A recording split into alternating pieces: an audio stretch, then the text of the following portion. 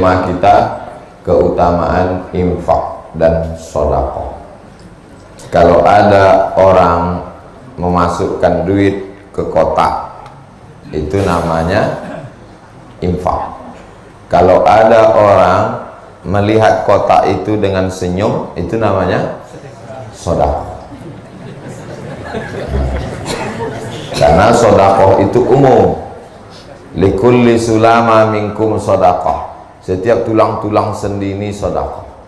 Makanya kata Nabi, tabassumika fi wajhi akhika sedekah. Senyummu ke wajah saudaramu itu adalah sedekah. Sedangkan infak, wa anfiqu min thayyibati ma kasabtum, berinfaklah kamu hasil usaha. Ngasih duit itu infak, ngasih air putih itu namanya infak, mengasih kue itu infak. Kalau benda dia dalam bentuk materi itu infak. Kalau bendanya tidak hilang-hilang sampai hari kiamat, itu namanya wakaf. Wakaf tidak boleh hilang, makanya tidak bisa wakaf lilin. Saya wakafkan lilin ini, tidak bisa, karena lilin setelah dibakar hilang. Ini diantara perbedaan antara wakaf, infak, sedekah. Kalau zakat Pak Ustadz, kalau zakat wajib, infak, wakaf, sedekah itu sunnah. Kalau zakat dia wajib dan ada haulnya setahun sekali dan ada nisabnya, ada batasnya. Kalau zakat, wakaf, infak tak ada batasnya. Misalnya punya kambing 40 ekor, maka dikeluarkan zakatnya 1 kambing. Punya onta 5 ekor, dikeluarkan zakatnya 1 kambing. Punya emas 85 gram, dikeluarkan zakatnya 2,5%. Nah, inilah dia 4 yang mesti dibedakan: zakat, wakaf, infak, sedekah. Jadi nanti kalau anak ibu, anak bapak bertanya, mak ya, apa beda zakat, wakaf, infak, sedekah? Udah dijelaskan Ustaz Somad itu tadi, cuman aku tak bisa ngulangnya lagi. Apa kata dia? Keutamaan infak dan sedekah. 1. As-sadaqatu tadfa'ul bala. Sedekah menolak bala. Andai kita ditakdirkan hari ini menabrak seekor ayam, tertulis di Lauhil Mahfuz bahwa kamu dalam perjalanan ke Concong menabrak seekor ayam, lalu kemudian bersedekah, maka dihapus, tak jadi menabrak ayam. Janji Allah SWT disampaikan Nabi Muhammad SAW, as-sadaqatu tadfa'ul bala. Makanya orang tua-tua kita dulu selalu mengatakan sedekah tolak bala. Jadi kalau mau dijauhkan dari segala matra bahaya bala, anak saya kuliah di Jakarta, di Jogja, di Surabaya, di Medan, jauhkan dari bala Pak Ustadz, sedekah. Suami saya sedang di luar kota Pak Ustadz, doakan supaya jangan sampai dilarikan pelakor, sedekah. Istri saya cantik Pak Ustadz, takut dia dipelet orang, sedekah. Namanya sedekah tolak bala. Bagaimana cara menolak bala? Doa. Bagaimana cara menolak bala? Zikir.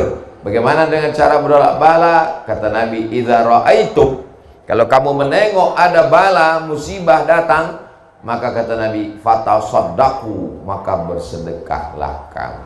Yang kedua, kata Nabi SAW, dawu mardakum bis sadaqah, obati orang yang sakit di antara kamu dengan sedekah. Dawu, obati, mardakum, orang yang sakit di antara kamu, bis sedekah, dengan sedekah. Datanglah orang menjumpai Imam Abdurrahman bin Mahdi ahli hadis. Lututku ini udah benanah 7 tahun tak sehat-sehat. Tolonglah aku wahai Imam Abdurrahman bin Mahdi. Imam Abdurrahman bin Mahdi ingat hadis Nabi. Kata dia, kau sedekah. Sedekahnya gali sumur. Cari kampung yang tak ada sumurnya, gali sumur. Setelah digali sumur, kering nanah di lututnya itu sehat. Apa hubungan sumur dengan lutut bernanah? Ternyata orang kampung habis minum berdoa, ya Allah, balaslah kebaikan orang yang bersedekah sumur ini. Tak ada yang sulit bagi Allah Subhanahu wa ta'ala. Ketiga, waktu orang sudah mati, masuk ke liang lahat, ditutup pakai papan, ditimbun dari atas. Setelah itu mobilnya pulang, dan tak lama sesudah itu namanya di STNK BPKB berganti dengan nama orang lain, diganti di kantor Samsat. Kenapa berganti? Karena Pak Polisi tak mau menangkap almarhum. Lo tak percaya, tanya sama Pak Polisi. Lalu kemudian rumahnya dijual, dibagi ke ahli waris. Istri dan anaknya di tepi kubur menangis, menetes air mata, berdoa Allahumma filahu. Habis itu pun pulang semua ke rumah. Wa yabqa wahidun, yang tinggal di kubur itu cuma satu. Yang satu yang mengalir itu yang disebut Nabi shadaqatun jariyah. Jariyah artinya mengalir sampai hari kiamat. Kalau membacakan Al-Fatihah mesti disebutkan ila ruhi fulan bin fulan Al-Fatihah, baru sampai. Tapi kalau untuk sedekah jariyah, siapa yang berwakaf tanah Surau Ad-Din nih, saya tak tahu namanya. Tapi dari mulai ayat yang saya baca jadi imam tadi, tausiah, zikir dan doa, mengalir pahalanya ke orang yang berwakaf Surau Ad-Din sampai hari kiamat. Zuhur, asar, maghrib, isya, i'tikaf, salat Ramadan, tarawih, mengalir. Itulah yang diingin-inginkan orang mati, mendapatkan pahala yang tak putus. Yang keempat, orang-orang mati itu ditanya sama Allah. Orang mati itu bisa tak ngomong? Tak bisa. Oh, jadi pas malaikat menanya, marabbuka, tak bisa. Man nabiyuka, tak bisa. Ma kiblatuka, tak bisa. Orang mati itu bisa tak bicara? Bisa. Kenapa kita tak mendengar? Kalau sampai kita dengar, mati kita. Allah sayang sama kita. Orang-orang mati itu ditanya Allah Subhanahu wa ta'ala, hei mayat-mayat, jenazah-jenazah, maukah kalian hidup lagi? Ditanya Allah Ta'ala. Apa kata orang mati itu menjawab? Jawabannya ada dalam Al-Quran. Laula akhartani ila ajalin qarib, tolonglah kasih aku hidup walaupun semenit saja. Kalau ku kasih kau hidup semenit, kau mau apa jenazah? Apa kata jenazah? Fa asaddaqa wa akum minas salihin. Ternyata jenazah itu jawabannya satu. Kalau kau kasih aku hidup ya Allah, aku mau bersedekah. Kenapa jenazah itu tak menjawab? Hidupkan aku mau haji. Hidupkan aku mau tahajud. Hidupkan aku mau kawin lagi. Hidupkan aku mau. Kenapa dia mau sedekah? Dikaji oleh para ulama. Karena pahala yang langsung mengalir ke kubur adalah pahala sedekah. Begitu meninggal, langsung mengalir kerannya ke kubur liang lahat. Berikutnya yang kelima. Yang kelima, Bu. Nah, setelah kita masuk ke liang lahat, mengalir dapat amal jariah, akhirnya ditiupkan sangkakala. Waktu ditiupkan sangkakala, bangkit kita dari kubur. Idza sama'un fatarat, langit terbelah. Wa idzal kawakibun tasarat, planet bertabrakan. Wa idzal biharu fujjirat, air laut naik ke darat.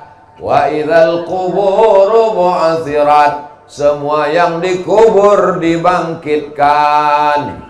Bangkitlah kita semua dari kubur. tidak ada atap, tidak ada tenda. Tukang penyewaan tenda pun mati tak bawa tenda.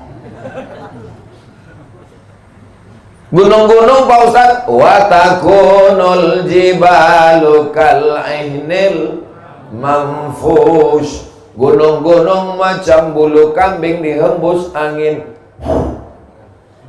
Lalu di mana kita bernaung? Yang kelima, kullu mri'in tahta zilli shadaqatihi. Orang nanti akan bernaung di bawah soda. Kullu mri'in tahta zilli shadaqatihi. Semua orang akan bernaung, berlindung, beratap di bawah soda. Ada yang tenggelam dengan keringatnya sampai ke lutut, ada yang tenggelam karena keringatnya sampai ke pinggang, ada yang tenggelam karena keringatnya sampai ke leher. Kepanasan di padang mahsyar. Datang mereka menghadap ke Nabi Adam. Adam, tolong menghadap Allah, kami tak tahan lama-lama menunggu. Kata Adam, aku tak sanggup menghadap Allah, aku malu. Dulu kata Allah, jangan makan buah kuldi, ku makan juga. Datang mereka menghadap ke Nabi Nuh. Kata Nabi Nuh, aku malu menghadap Allah karena anakku Kan'an mati tenggelam kafir. Mereka datang menghadap ke Nabi Isa. Kata Nabi Isa, aku malu. Mereka membuat patung menyembah aku. Akhirnya mereka datang kepada Sayyidina wa Maulana wa Syafi'ina wa Zuhrina wa Qurrati A'yunina Muhammad sallallahu alaihi wasallam. Itulah mengapa kita generasi yang terakhir. Kalau bahasa tembilahannya, last edition. Kita memang umat yang terakhir, umat yang paling kecil, umat yang paling pendek, umurnya paling singkat, tapi kita lebih dulu masuk surga. Kenapa? Karena Nabi kita lah yang berani menghadap Allah subhanahu wa ta'ala. Jadi selama beribu tahun di padang mahsyar itu, siapa yang menyelamatkan kita? Di mana kita bernaung? Kata Nabi, kullu mri'in tahta zilli shadaqatihi. Setiap orang bernaung di bawah sedekahnya. Berikutnya yang keenam. Yang keenam itu adalah kata Nabi sallallahu alaihi wasallam, ma min muslimin yusbihu. Kalau ada orang Islam yang nyawanya sampai subuh, kita nyawa kita sampai tak subuh nih? Karena sampai inilah kita hidup. Kalau tak sampai udah mati kita tadi malam. Datang saya melayat jenazah. Gimana suami ibu malam tadi? Malam tadi dia tidur Pak Ustadz, nonton TV, megang handphone. Sebelum itu cerita-cerita kami sempat ketawa-ketawa. Terus pas jam 3 tuh kami biasa tahajud. Saya bangun ini dia, bang tahajud. Saya pegang pipinya dingin. Rupanya udah meninggal jam 1 tuh Pak Ustaz. Biasanya yang mati mendadak itu kena serangan jantung. Jantung ini kan asal berhenti jantung tuh berdegup, mati. Mana pernah kita dengar si anu meninggal kenapa? Kena kurap. Mana ada? Saya serius ini.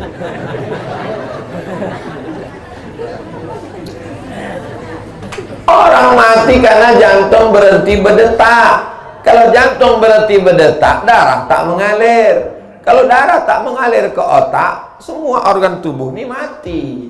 Bensinnya tak jalan. Habis, mati, selesai. Kenapa kita hidup? Karena darah mengalir. Coba ikat kaki itu sebelah paha tuh, ikat pakai tali agak 1 jam. Habis itu coba rasakan ujung kaki, ada rasanya? Tak ada, mati rasa.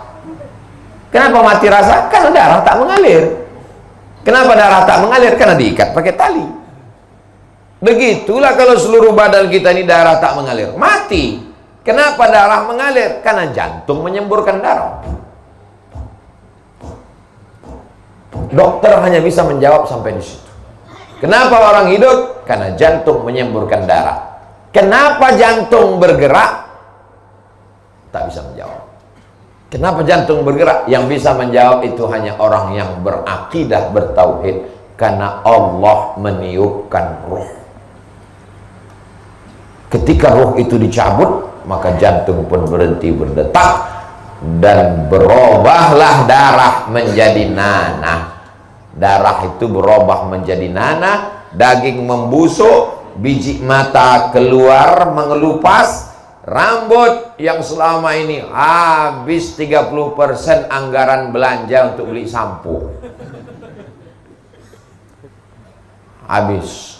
Rambut mengelupas dari kepala, usus membusuk, pecah, dan cacing datang menyerang. Apa kata cacing? Brownies sudah siap. Akhirnya kita hanya setumpuk daging busuk yang akan menjadi santapan cacing tanah. Alhamdulillah subuh ini kita hidup, dan tadi kita katakan alhamdulillahilladzi ahyana ba'dama amatana wa ilaihin nusyur. Siapa yang hidup subuh, dikirim Allah 2 malaikat.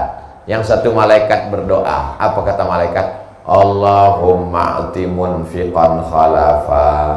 Orang yang bersedekah, kasihlah dia ganti. Jadi yang bersedekah tadi yang bersedekah masukkan duit, itu semuanya sudah dapat doa malaikat subuh. Doa malaikat itu pasti kabul. Ini hadisnya sahih nggak, Pak Ustaz? Hadisnya ada dalam Sahih Al-Bukhari, ada dalam Sahih Muslim. Hadis tersahih dalam Ahlus Sunnah wal Jamaah. Berikutnya yang ketujuh. Yang ketujuh adalah bahwa Nabi Shallallahu Alaihi Wasallam mengatakan, shadaqatus sirri tadfa'u mitatasu. Shadaqah menolak mati su'ul khatimah. Jangan bangga dengan zikirmu, jangan bangga dengan amalmu, jangan bangga dengan ibadahmu, karena kau belum tentu selamat kalau mati dalam keadaan su'ul khatimah. Kita mau mati dalam keadaan husnul khatimah. Anak kita yang membisikkan ke telinga, la ilaha illallah. Iya kalau matinya di rumah. Kalau matinya di pesawat, kalau matinya di rumah sakit, ruang ICU, security pun tak boleh masuk.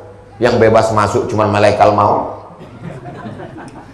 Kalau matinya dalam kecelakaan lalu lintas, nauzubillah, siapa yang membisikkan ke telinga kita la ilaha illallah, tapi ada orang yang dijamin matinya husnul khatimah. Siapa dia?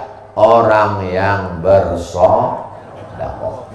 Ada pintu surga itu namanya babus shalah, untuk orang yang banyak tahajud. Ada pintu surga itu namanya babul jihad, untuk yang mati melawan Belanda, jihad fisabilillah. Ada pintu surga itu namanya babul kauziminal ghaiz, karena mampu menahan amarah. Ada pintu surga itu namanya babus shadaqah. Itu yang ke-8.